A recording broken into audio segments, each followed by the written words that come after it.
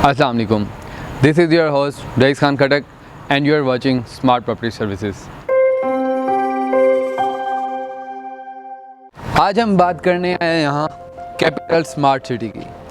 Capital smart city जो कि हबीब रफ़ीक का सबसे पहला स्मार्ट सिटी और पाकिस्तान का भी सबसे पहला स्मार्ट सिटी है। कैपिटल स्मार्ट सिटी में अभी कुछ अर्सा पहले ही इंटरचेंज की अनाउंसमेंट पर ही एक बूम क्रिएट हुआ था, जिस पर इनकी माइनस में फ़ाइल्स और कोई लिमिटेड प्रॉफिट में फ़ाइल्स जो थी उन पर मैक्सिमम लेवल का प्रॉफिट, मैक्सिमम लेवल का तो नहीं कह सकते लेकिन बहुत अच्छा प्रॉफिट आया उस पर। लेकिन अभी भी टाइम है, अभी भी एक मौका है। इंटरचेंज पर अभी कंस्ट्रक्शन का काम स्टार्ट नहीं हुआ, उसके कंस्ट्रक्शन के काम स्टार्ट होने के बाद ये आप लोगों की सोच से और हाथ से दूर चली जानी है। इस पर एक हाई लेवल का प्रॉफिट आ जाना है जब इसका इंटरचेंज का पर कंस्ट्रक्शन स्टार्ट होनी है।